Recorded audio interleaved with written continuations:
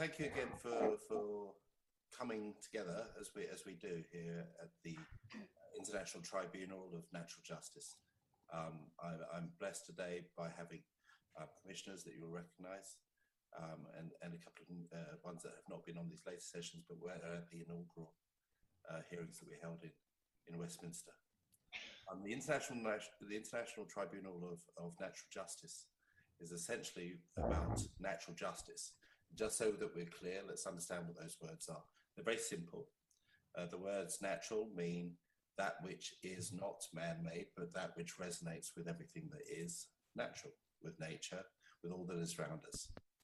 Justice, as I've said before, just is. And justice is something that we all understand because it acts as the antithesis, as it were, to what is wrong. And we know what that is too, all of us. We're not here to judge. We're here to hear testimony and to hear your words. And so without further ado, that's what I think we should go to straight away. So I'd ask you, because it's important what you say to be the truth, to give an oath. And an oath is as simple as that as well. It just means that you believe that what you're saying is the truth as you remember it. So if you could please do that, perhaps we would go on with us. Yes. I, Mariana Meritato, solemnly affirm by all that is sacred and righteous that my testimony is given freely and without coercion and is the truth, the whole truth, and nothing but the truth, so help me God. Thank you very much. So to begin, perhaps you could in your own words now, I know that you've said these things before to other people, but to really start afresh with us and to begin with your testimony. Thank you. Thank you. Thank you so much for allowing me to give my personal testimony today to this commission. I appreciate the work that you are all doing. This abbreviated testimony is about my experience with torture inflicted with the use of directed energy weapons. What you will hear today will be merely the highlights from the 30-page notarized affidavit that I have already submitted as written testimony to the commission, along with video evidence, pictures, and audio files, as well as numerous professional reports that have provided evidence in my case. I will start with my professional background. I graduated college summa cum laude with a 3.9 GPA with a Bachelor in Science degree in Speech and Hearing Sciences. And I graduated with my Master in Science degree in Communication Disorders to become a speech-language pathologist. I also later studied and trained to become a certified aromatherapist and also a certified health coach. I also became a certified English teacher as well as an accent modification specialist for speakers of English as a new language. As a speech therapist, I have worked with children and adults throughout my profession in various clinical settings, including my work with adults in hospitals for 6 years. Some work in nursing homes, and my work with kids in school districts, and now in private practice.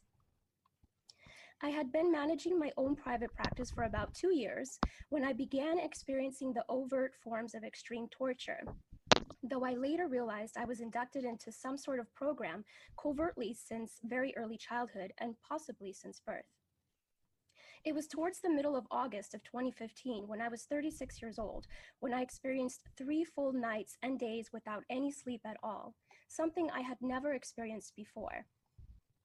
I went to the emergency room and the doctor did a complete physical workup, including blood and urine tests and an EKG heart test in addition to a physical exam. Everything was normal and he stated my health was fine, prescribed sleeping pills and recommended I follow up with my general doctor, which I did. I tried 3 types of prescription sleeping pills at their highest dosages and none of them worked at all. After the 3 consecutive days with no sleep, I was allowed to sleep normally for about 3 to 4 days straight. And then after that, I was only allowed to sleep from 1 to 3 hours per night for some time. I missed an entire week of work and didn't know if I would ever be able to work again. Then I experienced what felt like a severe microwaving of my brain, with my entire brain feeling very hot at the time of the incident, and then immediately thereafter, I felt severe nausea and almost threw up. Then my brain was left feeling completely and severely numb for days, and I could barely function or think. Shortly thereafter, I got my period 2 weeks early, when I was usually very regular with my menstrual cycles. Additionally, I normally have very light periods and for only about 3 days on average. But this time it was at least 6 days long and a very unusually heavy flow. I researched it later and discovered that this is one of the well-known biological effects of severe microwave radiation poisoning. Then the severe electronic sexual assaults started. And when I say severe, I really mean extreme. I experienced an entire night with forced spontaneous orgasms repeatedly all through the night, one right after another, with maybe around 1 hour of sleep or so, as I lay immobilized in my bed in complete fear. This experience, along with the brain being microwaved and along with some internet research, is what made me put the puzzle pieces together to realize that I was experiencing remote external manipulation via electronic weapons, because these symptoms of sexual assault were not physiologically normal or possible without external manipulation. It is not physiologically normal to just have repeated spontaneous orgasms all through the night like that, literally one right after another. And then it all made sense when I learned about microwave weapons. In 2015, I began to experience what some call V2K, or voice to skull. This involves the projection of voices, noises, and music directly into my mind to communicate with me in real time and at the speed of thought. And it also includes the manipulation of thoughts, emotions, and perceptions in the person's mind. Additionally, the targeting is all highly perverted and sexual, as well as destructive and violent. Recently, they even started adding moaning and groaning sounds to the V2K and started putting actual creaking sounds directly in the walls to make it sound as though people are having sex. And I was able to audio record these rhythmic creaking sounds and have submitted this file to the commission. These voices are vulgar, violent, cruel, and constantly threatening and using profanities that I never use. They repeat certain phrases excessively, as I learned that repetition is a form of torture in and of itself. They frequently threaten to give me cancer, a stroke, or other medical emergency. They threaten to hurt my family. They threaten to make me lose all my money. They frequently threaten to do more extreme torture, etc. The voices also frequently tell me to commit suicide, something that is simply out of the question for me. Just the threatening alone is done at extreme levels and is its own form of torture. They coordinate the voices and thought manipulation with the physical torture, so that everything is highly synchronized in real time. They can see everything in my environment before I can, and if something is hidden out of my sight, they can tell me where it is, if they want me to see it. Likewise, they can also make me not see something that is right in front of my face. At first, I thought they were real humans because of how they related to me in real time, just like a human would. But then I realized I was communicating with a very highly advanced form of artificial intelligence that is able to respond and interact faster than the speed of thought to every single thought in my mind, while synchronizing the torture in my body at the same time. The timing of it all, along with the complexity of it all, seems like more than what a human would be capable of doing on their own. I began attending nightly support conference calls with other victims of electronic assault. I quickly saw the patterns in the way many people are targeted, including myself. I believe this is why William Binney and Kirk Wiebe, the NSA whistleblowers, are conducting an international survey of victims of these crimes to show the statistically significant patterns in victims' testimonies. I also came to the realization that my experience was considerably much more extreme than others, not only because of the quality or types of the many various forms of torture, but also the severity levels and the frequency. I realized also that the perpetrators targeting me were using much more advanced technologies than what many others were experiencing and witnessing, especially since others with milder targeting reported improvements with various shielding methods, but none of them worked at all to any degree for me in shielding against these highly advanced military-grade directed energy weapons. At that time, I also watched a History Channel documentary on YouTube on MKUltra, and saw some of the victims being horribly tortured, screaming in horrific agony, and I realized that my experience was actually much more comparable to that. And that wasn't what most others were reporting, though some were as well. My experience, unlike many others, involves absolutely horrific torture to the complete extreme on a regular basis. And everywhere I go becomes an absolute torture chamber.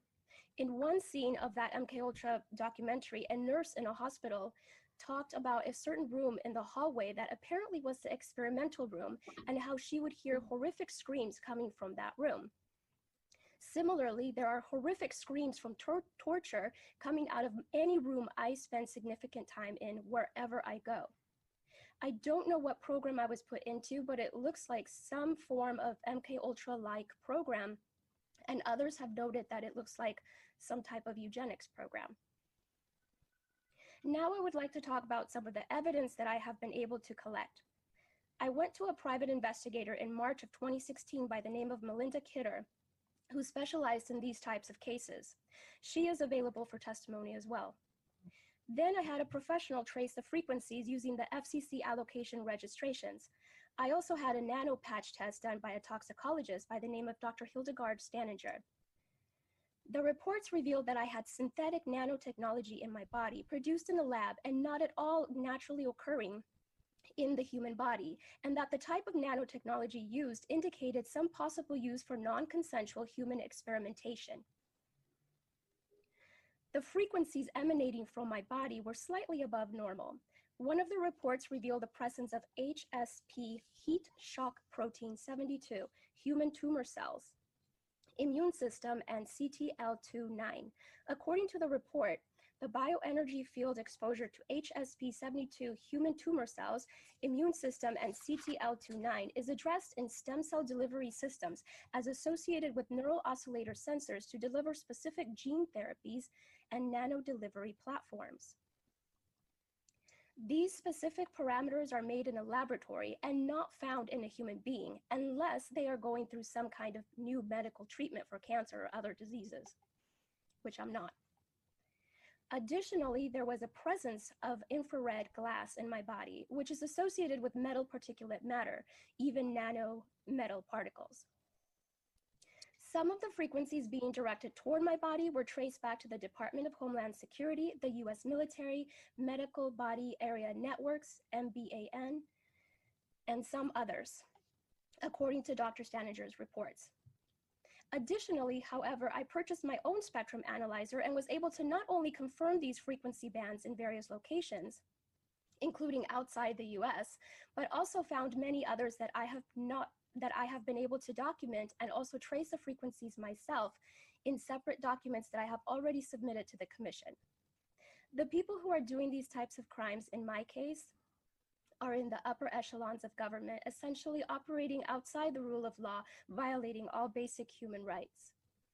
In 2016, I underwent a psychological evaluation, and the psychologist determined that my experiences were not attributable to mental illness, but rather that my case indeed looks like electronic assault. I also have various other forms of physical evidence of this electronic torture. For example, I experience what I refer to as suffocation.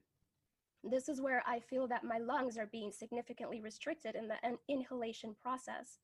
I am able to exhale, but have difficulty making a full inhalation.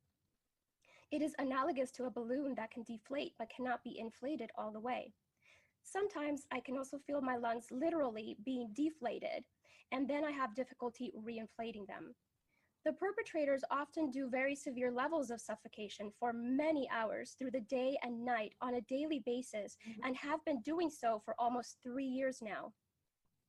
I have been able to show the reduction in inhalation with an incentive spirometer, which is a device commonly used in medical settings to show the lung capacity during inhalation and to help exercise the lungs.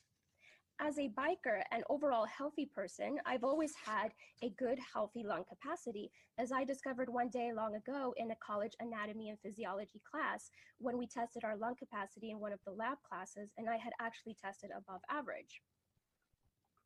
Under normal conditions, on average, I have been able to move the incentive spirometer to at least 3,500 milliliters, sometimes more. And when I am being suffocated, I can clearly show a significant reduction, often down to the 2750 milliliter range or so. I have video of this evidence, which I have submitted to the commission. I had also devised a way to establish some physical evidence of the electronic sexual assaults, and I have video of this evidence, which I have also submitted already to the commission. I had found a special kind of thermometer that has a long cord as a probe that I am able to insert vaginally while holding the other end of the thermometer up to the video camera. The numbers on the thermometer clearly go up during severe zaps to the genitals and then clearly decrease significantly when not being zapped. And then they increase again once zapped again, in a direct correlation between the spikes in temperature and the zaps to the genitals, which were marked by noticeable facial expressions of pain, such as wincing, etc. Additionally, I completed an overnight sleep study showing severe deviations from normal for my EEG function during sleep and highly abnormal sleep patterns, whereas I was sleeping relatively normally prior to 2015. I have been allowed to sleep about 3 to 5 hours per night on average, and often broken up into short segments with plenty of severe torture upon each awakening throughout the night. The nights are often very long and filled with various forms of severe and highly inhumane torture, making me feel every single minute go by so slowly. I also have hundreds of hours of video recordings from the past 3 years of torture.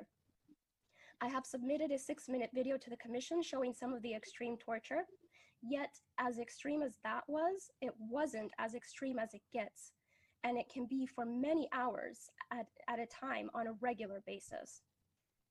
It is truly inhumanely brutal torture to the very extreme, beyond what words can possibly describe. I have a video showing when they started burning my finger on one occasion in real time, right during the recording of the video. You can clearly see a triangular shaped indentation in my skin with a glossy, watery top. I have submitted this video to the commission as well. I also have witness testimonies from the couple from church that I lived with for 4 months who witnessed many of the extreme episodes of torture while in their home. I have submitted their notarized affidavits to the commission. And I also have a lot of pictures of the many bruises, bite marks, burns, and cuts they have inflicted directly with the electronic weapons, but also from forcing me to bite myself, etc. And I have pictures of some of the visible physical manifestations from the electronic torture, including the very severe belly bloating. For example, in one picture, I look as though I am at least 5 months pregnant, while in another picture, just 1 week later, I look closer to my normal. I also have pictures of the massive amounts of hair that fall out.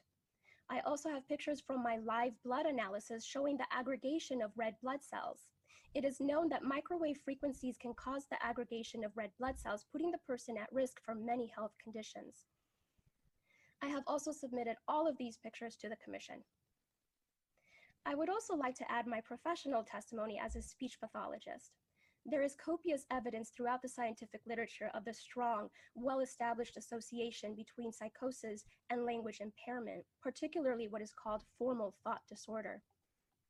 The scientific literature discusses very specific, well-established patterns of impairment in the patient population with various types of psychoses. In my professional observation when talking and listening to victims of electronic assaults, which I have interacted with from all over the world and have listened to very many of them over the past 3 years, for the most part, I observe coherent, normal speech and language patterns, even for those with English as a new language. I observe minimal signs of impairment, such as mild memory difficulties, along with mild word-finding difficulties in some cases. Whereas I recall working in hospitals and nursing homes and having had clinical experience with the clinical population of patients with schizophrenia, and I remember observing distinct voice, speech, and cognitive linguistic patterns of impairment that are substantiated in the scientific literature and consistent with formal thought disorder. Recently, the medical doctors and researchers who evaluated US diplomats from China and Cuba concluded that their so-called sonic attacks were actually most likely caused by microwave weapons. The world needs to know that the US diplomats were not the only ones, and that thousands, if not millions, of innocent civilians around the world are being assaulted with various types of directed energy weapons for various reasons and by various groups of people. These inhumane crimes are truly rampant and putting many people's lives at risk. They affect men, women, and children. Many have died already. These crimes must be stopped with absolute urgency. During the 2004 Bioethics Committee, the Obama administration attempted to find if any continued unethical practices were being committed. There were over 300 victims of electronic assaults who showed up to testify, and only a very small number of them were allowed a few minutes to testify each. At the end of the day, the rest of them were dismissed without being heard, and the Obama administration concluded that there was no wrongdoing, and they further stated in a letter that they never wanted to hear from these victims again. In Richmond, California, the City Council heard a number of victim testimonies along with professional testimonies and ended up enacting a city ordinance for victims of electronic assaults. This was the first of its kind in the United States. In 2016, the president of the Philippines, Rodrigo Duterte, reported hearing the voice of God while up on an airplane. The voice told him to stop swearing so much. He promised to do so, but then later, when he discovered it wasn't really God, he continued swearing as usual. People need to start connecting the dots more and realizing that directed energy weapons are being used more than people realize. There are also various whistleblowers who have spoken out about the use of directed energy weapons on civilians. For example, David Voix is a former Navy officer. Dr. John Hall is an anesthesiologist who has written 2 books on the topic. Dr. Robert Duncan worked for the CIA long ago and helped create the technologies used to cause the voices known as V2K. He has written books on the topic as well.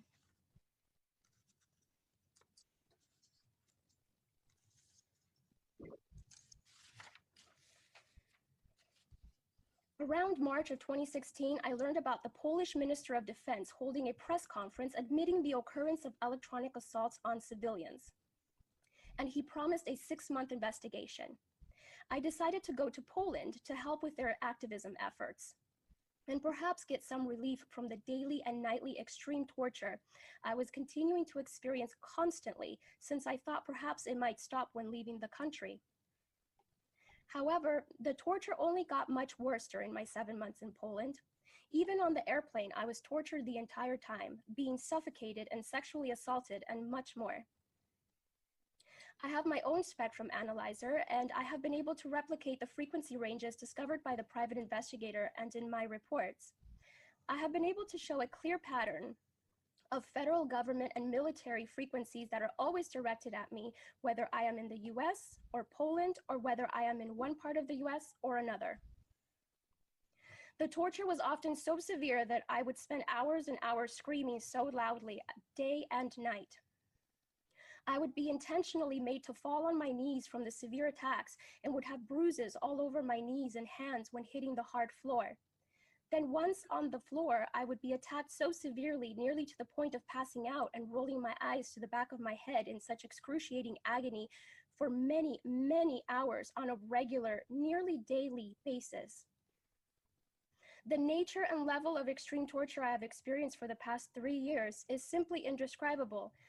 Not even the video recordings could truly capture the internal experience, especially when the torture involves both physical and mental psychological factors and the direct manipulation of my internal experiences, including my reactions and responses to the torture.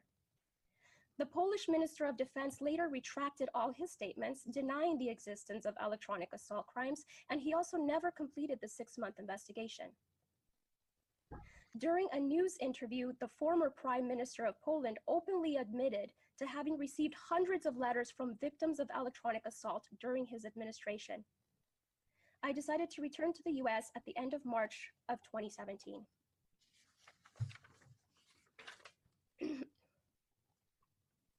Now I would like to describe some of the forms of torture in more detail and also describe some of the effects to my health I have experienced.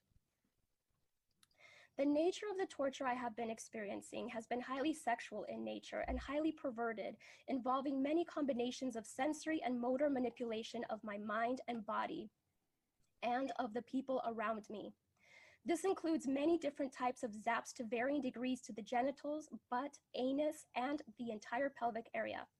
This also includes many kinds of movements, such as the rocking, swaying, jolting, vibrating, and shaking of my entire body or various body parts, specifically in a sexual way. The severe vibration is a highly noxious stimuli and is very intolerable. They sometimes do pulses or throbbing sensations on the genitals too, etc. There are also body movements such as rocking my pelvic area back and forth, repeated rubbing sensations, the sensation of something going up my crotch and in and out, etc. They also often force vaginal discharges and zap my genitals at the same time. These sexual assaults are present throughout the day, every day, and anytime I am awakened at night, every night.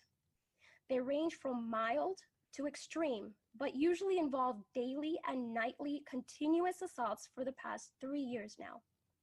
When severe, the zaps to the genitals feel as though someone is electrocuting my genitals repeatedly.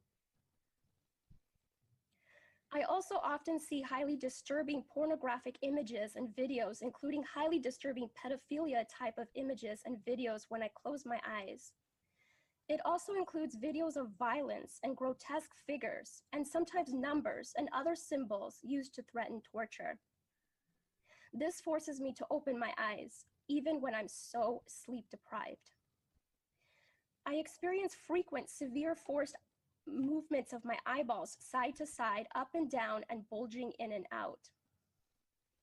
The forced eyeball movements are very often extreme, and I experience it often for many hours at a time, particularly through the night, nearly every night. This is often combined with other forms of torture. They also inflict forced biting, where they make me bite my hands and arms forcefully, leaving severe bite marks and bruises. I sometimes have to sleep with 2 pairs of gloves on my hands to help prevent the severe, painful bite marks and bruising. They are horribly violent, and they often threaten more extreme forms of violence. One of the things that the V2K repeats often is, "We only get worse." They also often zap my genitals very forcefully while at the same time forcing repeated, strong, painful muscle contractions all over my body that are very exhausting, so that it feels as though I ran a marathon through the night instead of sleeping. This is one of the reasons why I have not been able to exercise since this level of torture started in August of 2015, when I was previously very physically active and fit. The chronic severe sleep deprivation plus so much torture day and night has completely exhausted me and debilitated my muscles. I have seen significant muscle weakness and flaccidity since 2015. Additionally, I experience frequent planted dreams and dream manipulation. They have also done planted dreams and absolute nightmares of my family members suffering. Throughout the past 3 years, I have experienced episodes of varying degrees of nausea and dizzy spells. They also have many, many ways to make the suffocation worse, as if that were possible. When it is cold outside, they often suffocate me severely while putting sharp pain in my lungs as I try to gasp in for cold air. They also often put mucus in my throat to make it more difficult to breathe when they do the severe suffocation. They also sometimes stuff my nose up while suffocating me, and many other ways. They also use the suffocation and the burping to threaten more severe sexual assaults. The burping is often very severe, and I have many hours of video recording showing this unusual form of repeated and often severe torture. This is not something someone does naturally physiologically, and there is no medical condition that would cause this level of severe repeated burping for hours at a time, nearly every day like this. They also do forced limb movements, making me flail my limbs around. Just recently, for about a few months, they increased the severity of the suffocation while I eat to very extreme. Additionally, they not only do such severe suffocation while eating, but they also do severe dysregulation of my swallow function so that I can barely swallow and it feels as though I'm going to choke and therefore can barely eat at times. Now the severity is variable. Additionally, sometimes they do severe sensory burns in my mouth when eating or teeth pain, and they often do multiple forms of torture in the same meal. At their most severe, severity levels always vary. I have gone through maybe at least 2 pitchers of water in one meal and have taken over 2 hours to eat just 7 ounces of food, seriously gasping for air repeatedly the whole entire time. It was infinitely more severe than I have ever seen in even the most severe of my dysphagia patients when I was working in hospitals specializing in this area of clinical practice for 6 years. Had I seen that in any of my patients, I would have had to recommend a feeding tube. They also sometimes put mucus in my throat to make it even more difficult to breathe and swallow. They also often manipulate my sensation of hunger. They bloat my belly so severely that it looks as though I am pregnant. This makes eating even more difficult, and it also makes the suffocation so much worse because of the weight pressing down on me and on my belly. It is heavy and painful and done every day. I have only been eating about 2 small meals per day for a long time now because of the torture.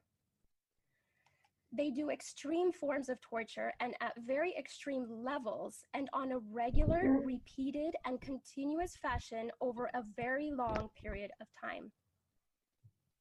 I am also a certified health coach, and I have done everything I can to ensure my continued good health, including trying to go for a walk as often as possible, which has become the only form of exercise I have been able to do since 2015. And even that, I'm not able to do as much as I'd like due to the exhaustion every day, as well as the sexual assaults that make it difficult to walk at times. For the past 3 years, it has been all about survival, literally, just trying to keep myself alive to get me to the day when I can be free from this torture. Every day has been a miracle of survival. I also experience what is referred to as malodorance. This is the alteration of the smell sensation so that I am often made to smell various things, including smoke, burning, dirty diaper, or baby powder, which they sometimes combine with the pedophilia type of torture, including the threat of planted dreams and videos in my closed eyes. Specific foods or things like flowers, etc.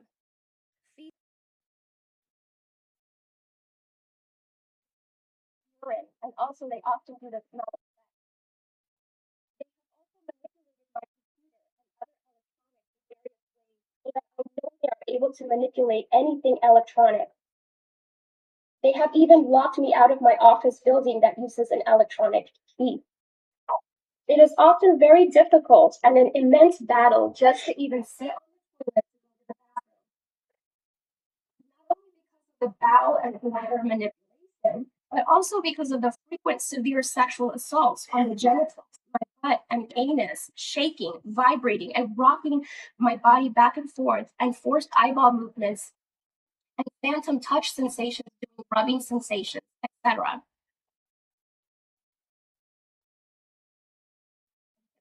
Water. Thank you very much for your testimony and for giving all the information that you've now provided for us.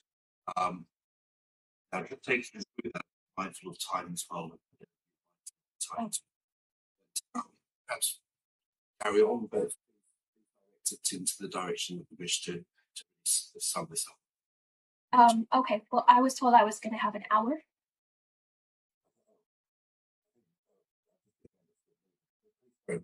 Okay, thank you. They also frequently connect torture with various people, places, or things to make fear associations. They try to associate fear with everything in my environment. They often will do a new form of torture and then associate that torture to a certain number or symbol, so that then whenever I see that number or symbol, it becomes a threat for that particular kind of torture.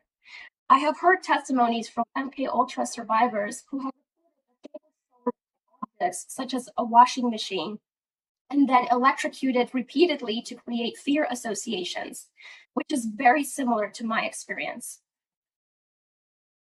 I have experienced a loss of vision since 2015 when I previously had 20/20 vision prior to that. I often also experience deafness intermittently when they turn it on and off. They also make me drop things and sometimes causing them to break or causing things to spill. I have also experienced hot-cold sensations, often alternating repeatedly through the day.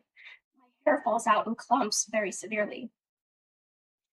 They have also broken 3 of my teeth, making it very difficult to chew. Additionally, they have done extremely excruciating nerve pain, like a root canal in my teeth. Sometimes when I eat and other people butt my teeth, I will often burn the level of severity.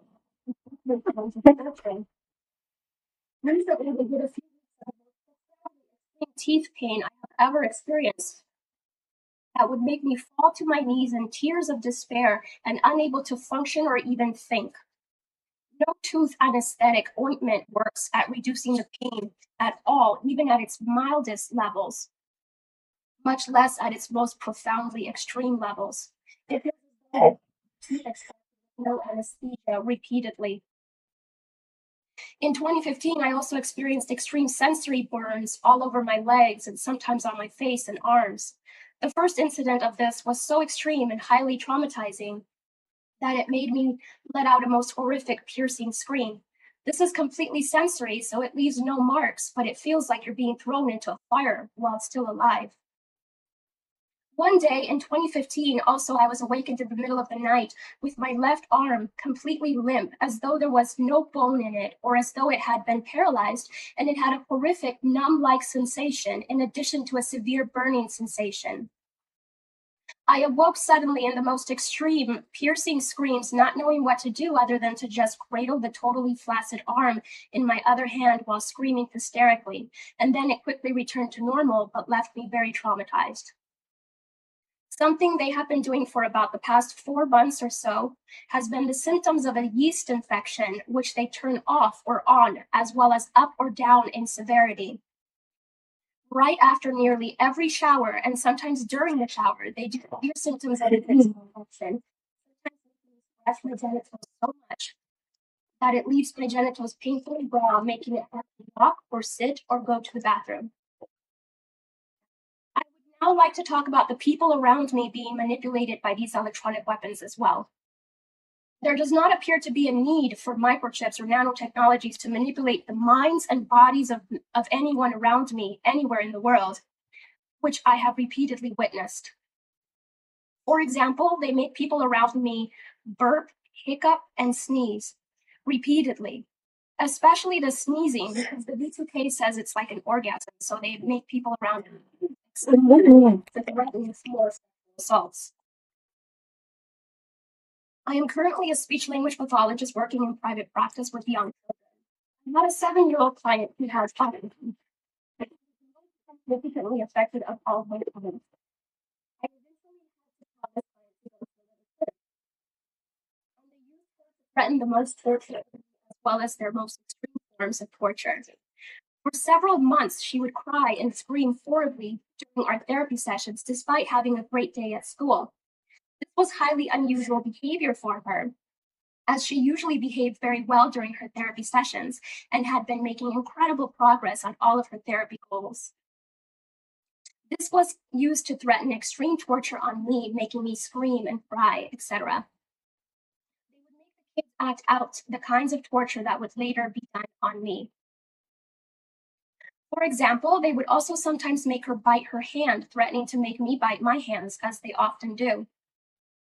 One day, she had a large, severe bite mark on her arm. She has also grabbed her crotch, saying, "Ow," and this was used to threaten me with severe sexual torture.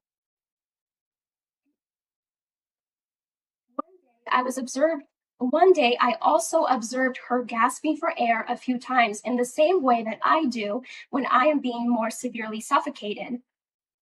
The suffocation had been in a mild state for a while up until this point. Many of their torture methods are cyclical in severity. Right after I saw this child being suffocated, Then I began to experience very extreme suffocation all day, every day, for about 2 months straight, and that's also when they made it worse when I eat. Then I also work with a 4-year-old little girl with Down syndrome, as well as her 5-year-old sister, who also has Down syndrome. I observed both of these girls suddenly grabbing their genitals in pain and verbalizing, ow. I observed this at least on 1 or 2 occasions for each of them during their separate sessions. In one session, the 5-year-old girl with Down syndrome chose to play with the Red Rover electronic toy dog that calls out the color of the bones that the child is supposed to put in his mouth. This child started saying the colors of the bones before the dog would call them out, and she was correct every time. As well, they were using this to threaten more severe torture in me. I also have had a couple of kids that experienced zaps of pain to their hands as they covered the sore spot with their other hand, saying, ouch. While the V2K in my head talks about masturbation, they talk about masturbation frequently and other sexual things. During one session, I observed one of my 3-year-old clients suddenly grab his crotch and then fold it in his hair. Then he made a frightening grimace of severe pain. I asked him what was wrong and if he needed to use the restroom, but he said no to having to use the restroom and was not able to verbalize anything more due to his language delay. He looked puzzled and bewildered. Even though I had stated that it was time to do more work right before I let him know happy self again. In other sessions, he has also grabbed his crotch and said, ow, while looking up at me. A while back, I had a 4-year-old client at my office who complained of disturbing sounds in his ears when none were around. It only happened as soon as he entered my office. He complained of a roaring, drilling construction sound in his ears that I then later heard myself when I got home as a form of V2K, and the V2K said, that's what he heard, and put the child's image in my mind along with the kids I work with are accompanied by their parents to their therapy sessions, which is something I encourage so that I can provide parent education on therapy techniques that they can implement at home to continue supporting and helping the child make more progress. Now I would like to talk about some of my own childhood memories. I believe that I was put into some type of program since very early childhood and possibly from the time I was born. I was born in Argentina during the time of a military dictatorship and what was called the disappearance, when the government was targeting thousands of people to throw them out of boats and airplanes, essentially disappearing them. I learned that the CIA from the US was helping Argentina during this time with this disappearing. I also learned that there were over 10,000 Nazis who were taken from Germany to Argentina to escape after World War II, including many of the highest ranking Nazis, such as Dr. Joseph Mengele and others. I learned that they populated certain parts of Argentina more than others, including the province of Buenos Aires, where I was born, as well as the province of Entre Rios, where there was a reportedly large population of German Nazis, and that also happens to be where my mother studied nursing at a Seventh-day Adventist University and completed her clinicals at their medical clinic as well for 4 years. I also learned from Dr. Joseph Farrell's book titled SS Brotherhood of the Bell, The Nazis' Incredible Secret Technology, that the Nazis in Germany were working on an advanced weapon project called the Bell, and that eventually this Bell, along with other weapons, were taken from Germany to Germany. It also discusses that the Nazis were also working on very advanced scalar weapons. They had mastered the use of many of their advanced directed energy weapons well before I was born. When I was around 7 years old, I developed severe restless leg syndrome. I read that in kids, this is usually genetic. However, no one else in my family had this.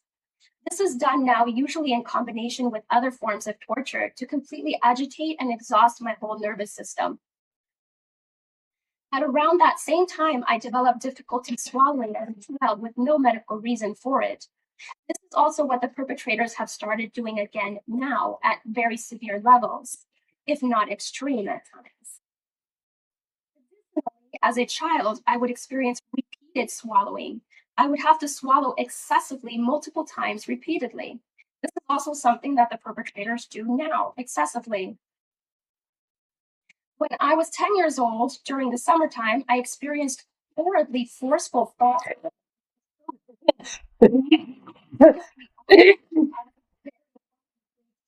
and had never had those types of thoughts like that before. The thoughts to kill someone also came with uncomfortable sensations in my head, all so highly disturbing that I told my mom. She became highly disturbed over it and didn't know what to do, so she called the neighbor and asked what she should do. Seeing my mom's distress over the situation, I quickly told her that it was and all was fine. That summer, finally stopped again, following summer, and then went away again.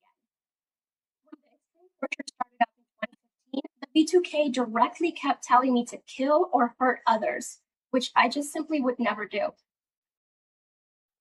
Additionally, when I was about 10 years old, I also felt very odd sensations around my head one day when I was outside in our patio that were particularly severe and are consistent with some of the sensations I have been experiencing since 2015 when I discovered what was going on due to the increase in severity and the nature of the torture.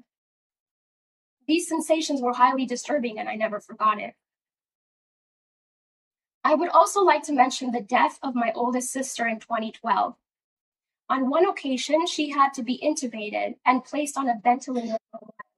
She began to improve and we were all thrilled to be talking about discharging her home from the hospital on the ventilator. The doctor that was working with her went on vacation and a new doctor stepped in. The next morning, when we went to the hospital to see her, we found that the new doctor had just extubated her, removing the ventilator. He had not consulted with anyone in my family before doing so. He had not even consulted with the respiratory therapist, who later told us he knew she was not ready to be extubated. This caused my 43-year-old sister to die slowly for many hours as we all sat around her, including her then 13-year-old daughter. I feel strongly that the doctor's actions were manipulated by the same perpetrators torturing me. Also, interestingly, some years prior to the loss of my sister, I felt a strong thought in my mind that either I or someone I loved would die when I was 33 years of age. My sister died when I was 33 years of age, and the perpetrators love to use number symbolism all the time now. Additionally, I would like to discuss my mother. My mother was diagnosed with a condition called polycythemia vera over 10 years ago. This condition is known to often be caused by radiation exposure. In the past years, she has developed severe gangrene on her foot, and all her toes on that one foot fell off. No doctor can explain this, as there is no medical reason for it. She is now no longer able to walk, is in frequent pain, and is when she was previously a person. One day, she broke out in an unusual rash all over her hands, and the V2K said that they had done that, and they kept talking about masturbation. The V2K also frequently threatens to hurt my mom, and they often say that she's dying, and they do horrible planted dreams. They use the number 22 to threaten anything having to do with my mom because that's her birthday. Right after my sister died, I developed a huge lump in my left breast. For almost a month, I thought I was dying of breast cancer. This was immediately after my sister passed away. I did a new stage, moving from the stage, which was also a very stressful move, particularly. I was able to later go to get an ultrasound done and discover that it was just a giant cyst that was over 3 inches big and could barely fit on the ultrasound screen. It slowly went away on its own, but took over a year to do so. It wasn't until recently that I realized that the perpetrators had created that breast cyst to make me think that I was dying of cancer like my sister and cause serious psychological torture. This was proven to me one day in 2017 when I was sitting on the floor reading recipe books and they touch my right breast. I said, no. They insisted again and I said, leave me alone. Then they proceeded to make my right breast itch, forcing me to scratch it and feel that there was a large lump in that breast. And the V2K said, yes, we did. And they put memories in my mind of the previous breast cyst right after my sister had died, which was on the left side. They said, we're evening it out now. They also threatened to really turn this one into breast cancer to make me die a horrible death, like how we watched my sister go through, which was a horrible trauma watching her die. So I know for sure that these perpetrators were responsible for both breast cysts to inflict severe psychological torture. The V2K loves to talk about how they are destroying me and every part of me and my life bit by bit. Living with this most extreme form of mental and physical torture, where all of the most basic of human functions are routinely severely manipulated, has been pure survival. And just trying to keep my body alive and my spirit strong in this battle for my life, particularly over the past 3 years. I am not able to maintain a full-time job. I am self-employed with flexible working hours. Also, I have not been able to drive due to the torture. This experience has completely catapulted me into intense spiritual development. I think that what should alarm people is not so much that these highly advanced technologies exist with all of their capabilities, given that they can also clearly be used as tools to heal, but rather that there are people who would use them in these ways. These inhumane crimes must be stopped with a sense of absolute urgency if we are to value and uphold a free, safe, and civil society for men, women, and children everywhere on this planet. Thank you for hearing my testimony today. Thank you very much. I think you've been very, very full and open, and actually the second part dealt with some of the questions that I had. So I'm very, very obliged for you for giving us the time. I'm going to put it to Dr. Kareem, who's here as well, in many of these matters. There's a few questions I have. The first one. I have some questions that surely people around the world will also have. While you, Mariana,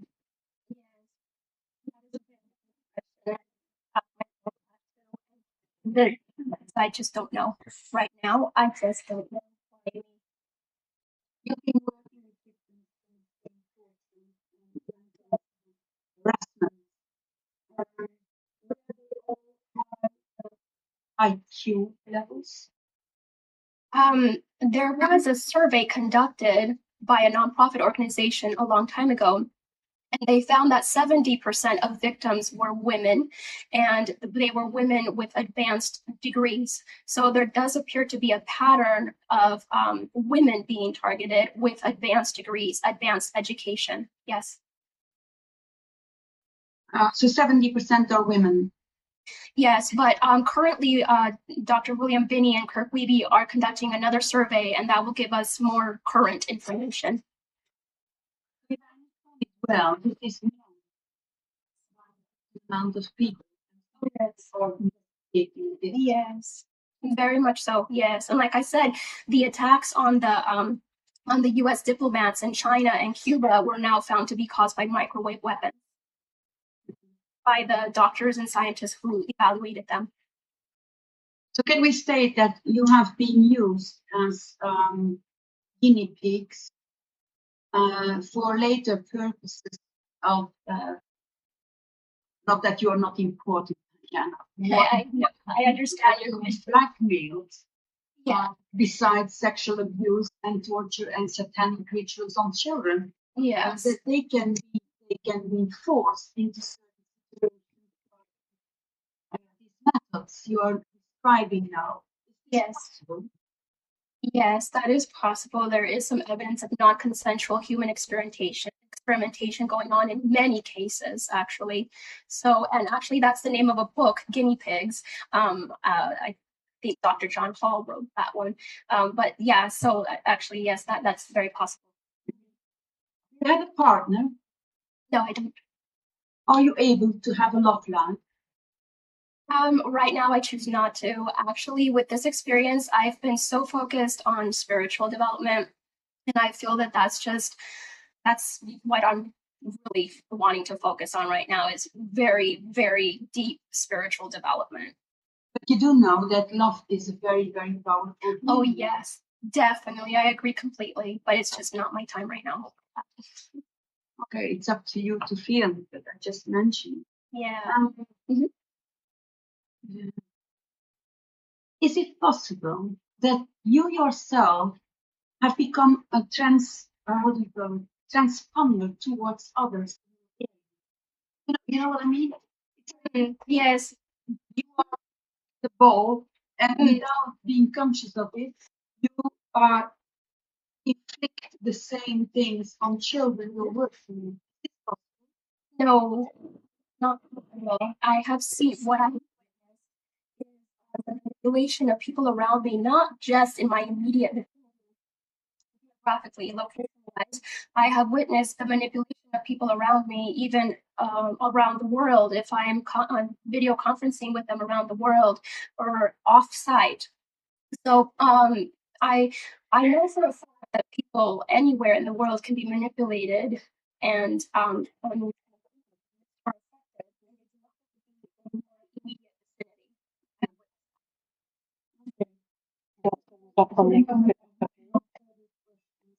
Really troubling.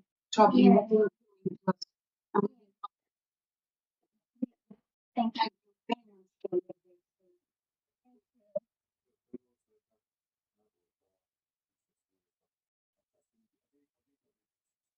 Yes, thank you. Mariana, I really do feel desperately sorry for you.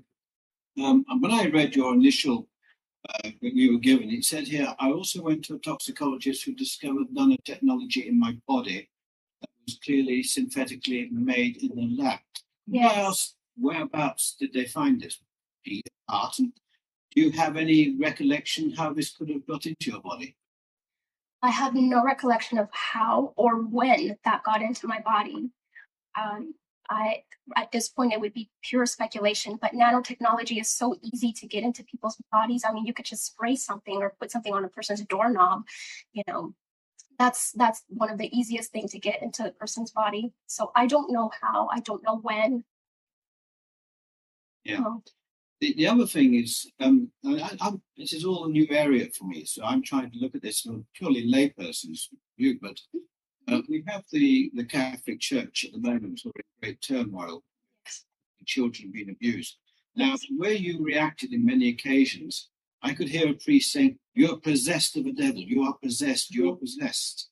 Now, I don't know if the Catholic Church have made any comments about this. As I say, I'm just trying to be a layperson, trying to get to the bottom of what's going on, because we do know that the Vatican have huge questions to answer about their morality, what they're really doing. So I just wonder if there's any connection, do you think, between how they try and perhaps disguise what the powers that be are doing, with perhaps using the Catholic Church to try and disguise it that you are, being possessed by the devil and all this sort of stuff. I'm out of my depth here, but I'm trying to be a layperson, because I know the Vatican, deep down, are not putting our best interests. Yes. I don't think Vatican's come up in this particular set of questions, so I just put that there. That at the moment very much is in relation, I think, to the instance of the childhood relation to people in Argentina and other events around you in the latter part of your life now. Are those the main events? Have we covered something else?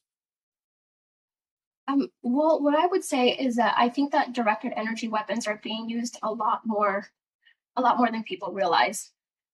I don't know when, but I do believe that it's possible that that they could be used to fake things that are, like, for example, a possession, a demon possession, or they're used to get people, for example, whistleblowers, they're used to target whistleblowers and make them to be discredited, to make them believe that they have a mental illness of some kind. So they're made to be used to make people believe different things about people. And they're used a lot more than people realize. I agree. I agree. Sometimes you see people change in front of your eyes, and you don't understand why. What is happening?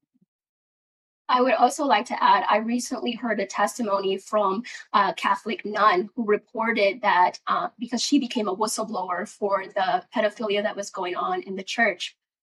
And because she became a whistleblower, she became targeted, similar to me. And she also got the nanotechnology in her body, and she was also electronically assaulted as well. So, and this was coming from the Catholic Church as well. So I do believe that there is some connection, and that they may be some of the people who may be using these technologies as well, possibly. And then those people end up in psychiatric or mental hospitals. Yes, sometimes. Where they can be exploited even more. Exactly. Poor people. Yes. Strong, Mariana. You're strong. And okay, I agree, maybe the spiritual world will help you, but the strength is within you. Yes. You keep saying, no, I'm not going to do this. No, leave my body. No, I'm not listening. You're the strongest person in your body because it belongs to you. Maybe with the help from spiritual things, maybe, but your doctor is within you. Yes, I agree. And we can heal ourselves from incredible things. I helped myself a year ago to avoid a back operation, and I have no pain at all anymore, although this was impossible. I just ordered my body, arranged it, cleaned it up. Yes. After it was done, I was on the point of having my right leg amputated. Oh my goodness. Yeah, I couldn't stand it anymore. It wasn't in my leg, it was in my back. I just said, no hospitals anymore. I just healed. You're there for it. After, it's almost a year now. Pain didn't come back. So keep in mind that you have this strength within you. Yes. Yes. Right now, the biggest priority is to stop these crimes. I do believe I'll be able to heal very well after this, but the torture is ongoing. It's very extreme. And, they just constantly say how much they want me dead. So right now, the biggest priority is to stop these crimes. And then when we are free, we will heal. Could I just come in and ask? Not just this. Could I ask? I mean, obviously, you've mentioned other countries where this sort of attacks are taking place, Poland and so forth. Yes. No, is it really global across the world, or is it Western? Is it so-called advanced countries? I mean, yes, that's a good question. Thank you. It is absolutely global. This is happening to millions of people all over the world. People are complaining of electronic assaults from any and every country, third world countries and advanced countries. It's happening everywhere. Just a couple of questions from me as well. So when you were about 7 years old, you used to suffer from restless light syndrome. Yes. Describe what that is a bit. Yes, well, I would be made to move my legs very frequently, like twitching back and forth, moving my legs repeatedly at very severe levels. Actually, it was very severe. And nobody else in my family had that. I was the only one. When I would get scared and go to my parents' bed, I would be having to move my legs very, very quickly, very, very repeatedly, very, very big repeated movements of my legs. And they would say, stop, stop, stop. And I was the only one who would do that. Okay, but your mother was a nurse as well, so she was. What sort of nursing was she doing? I don't know. She only practiced nursing for a very short amount of time when she was in Argentina. But then when we immigrated to the US, she stopped nursing altogether. What she did? She was a missionary in the church with my father. And are you still in touch with your mother and father? Not my father, but yes, my mother. They're now apart, I think. What was that? Sorry, they've now divorced or they're apart? Or... My parents are divorced, yes. My mother lives in Colorado in my sister's care. That's fine, we don't need any information. Okay. Roughly. Okay. So just go through some of those questions. And I think you are very brave. And I think and I think just to have sacrificed not so much of your life as is a terrible thing too. And I really hope that things like this testimony allow you some relief from that. We do understand. I think it's also important for us to also look at, as you're doing, and that I'm really heartened by that, looking at how we can in the future, you in the future, can actually use this as benefit for others. Yes, probably. Tell your story and to let others know that, you know, that they're not the only ones going through these very difficult, extreme situations. Yes. To look for relief in that as well. So I'm glad you're doing that and you're recognising that. And you're recognising the voices that the people bring into your head as well. Which is probably that's amongst the hardest things so much. Oh, I love them. The sleep deprivation and the suffocation are particularly cool. There's a list of different levels. But yeah. That's good. So thank you very much for that. I'm going to leave over now to Dr. Corinne. I think she could finish off a few very important words. Yeah, you said something very important, Chris. You talked about what her parents did, and she said they were in a church. What kind of church?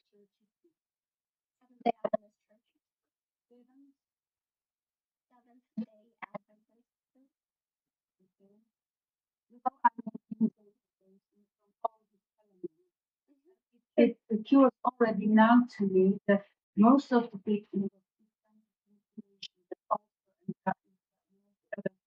or started by church. That's all the best. Or the army. Mm-hmm.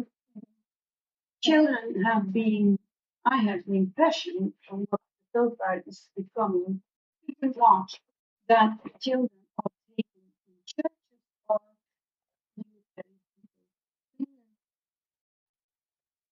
so I would like to think to have more Absolutely. the Yes. pattern all back to the same. Okay. The Vatican, I'm sorry. Yeah. CIA, Vatican, Yeah. and under this there is army and churches. Mm-hmm. Mm-hmm. I think that the key mistake, but just one actually one question first, just really assistance for people listening who don't know. What exactly is V2K? V2K is voice to skull. That's where they project voices in your head. So you can hear voices, they put noises, they even put music in your head. It's when you hear things in your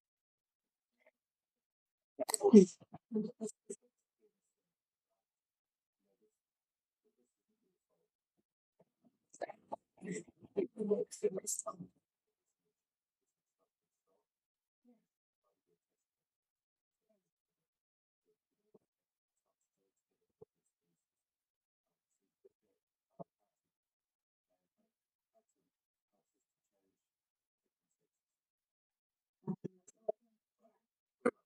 Absolutely. Mariana, leave your mail address if you want to call me, and I'll contact you later. Is that okay? If you're willing. Absolutely. No, definitely. I'm very happy to help. I really want to be an activist for the cause and help stop these crimes in any way that I can. So please, I'm more than happy, even thrilled to work with you.